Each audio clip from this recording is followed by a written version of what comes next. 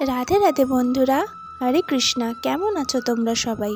আশা করি তোমরা সবাই গোপালের কৃপায় ভালো আছো। আমিও কিন্তু খুব ভালো আছি। আজকে কিন্তু ভিডিওর থাম্বনেল দেখেই তোমরা বুঝেছো যে ভিডিওটা কি বিষয়। হ্যাঁ বন্ধুরা, তুলসী পাতা যদি বাড়িতে না থাকে তবে আমরা কিভাবে ভগবানকে ভোগ নিবেদন করব, সেই উদ্দেশ্যেই আজকের এই ভিডিওটা করা। দেখো, আমি কিন্তু আমাদের বাড়ির ছাদে চলে এসেছি এবং দেখো শুকনো পাতা পড়ে রয়েছে কটা। এই শুকনো পাতাগুলো আর এই শুকনো ডাল এখান থেকে বেছে নিয়ে নিচ্ছি। আমাদের ছাদে তুলসী বাগান রয়েছে, অনেকটাই তুলসী গাছ হয়ে রয়েছে।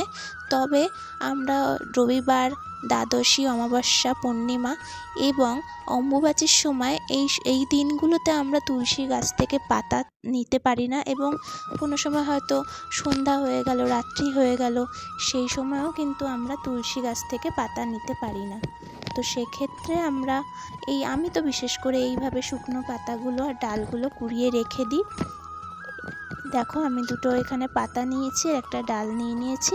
তোমাদের সাথে আমি এরপরে শেয়ার করছি কিভাবে আমি এইগুলোকে ঠাকুরকে নিবেদন করি। দেখো, আমি এখানে ঘরে চলে এসেছি। আমি এই পাত্রটা নিয়েছি হলো, যেহেতু আমি এগুলো ডালটা এবং পাতাগুলো আমি তুলসী মঞ্চের গোড়া দিয়ে কুড়িয়ে এনেছি, তো কিছু ধুলো ময়লা তো লেগেই রয়েছে।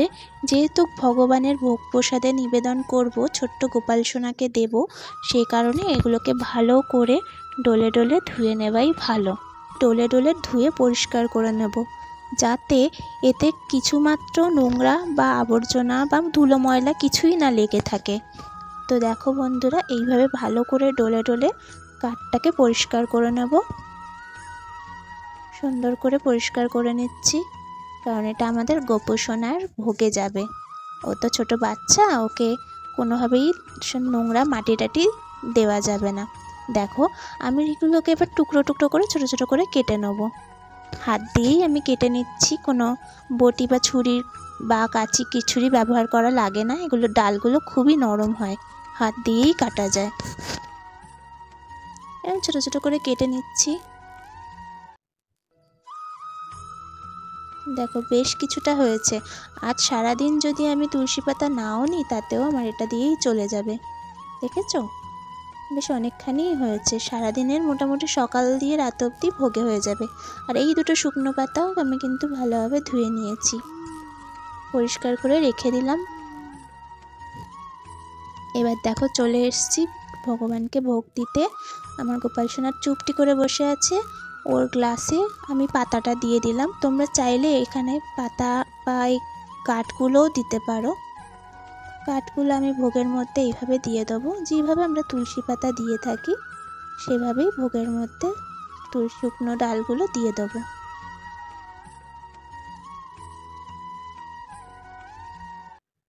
একটু জলের মধ্যেও আমি শুকনো ডাল দিয়ে দেবো। যদি কখনো পাতা না পেয়ে থাকো, তবে সেদিন তোমরা জলের মধ্যে শুকনো ডালও দিতে পারো।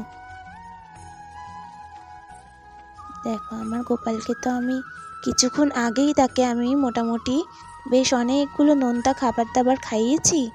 তাই এখন তোমাদের দেখানোর জন্যই আমি কয়েকটা বাদাম আর এই খেজুর নিয়ে নিয়েছি।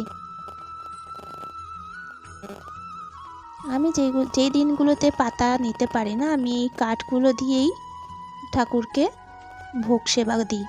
এই বাকি যেগুলো বেঁচে আছে, এগুলো আমি একটা পরিষ্কার ডিব্বার মধ্যে করে সংগ্রহ করে রেখে দেবো, যাতে পরবর্তী সময়েও আমি এগুলোকে কাজে লাগাতে পারি।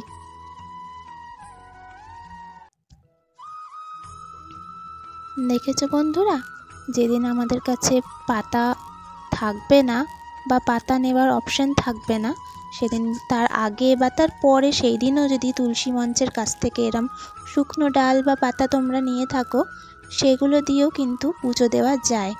যেহেতু ভগবানের অতি প্রিয় তুলসী, তাই তুলসী ছাড়া তো ভগবানের ভোগ দেওয়া অসম্পূর্ণ। কিন্তু তোমরা চাইলে কিন্তু তুলসীর মালাটাও সঙ্গে রাখতে পারো। তুলসীর মালা দিয়েও ভগবানকে কিন্তু ভোগ নিবেদন করা যায়। তবে আমার বাড়িতে যেহেতু তুলসী গাছ রয়েছে, তো সেক্ষেত্রে আমার অসুবিধা হয় না, আমি ডাল কিংবা পাতা পেয়েই যাই। তো বলো বন্ধুরা, তোমাদের আজকের ভিডিওটা কেমন লাগলো? যদি তোমাদের একটুও ভালো লেগে থাকে প্লিজ লাইক করো, সাবস্ক্রাইব করে পাশে থেকো।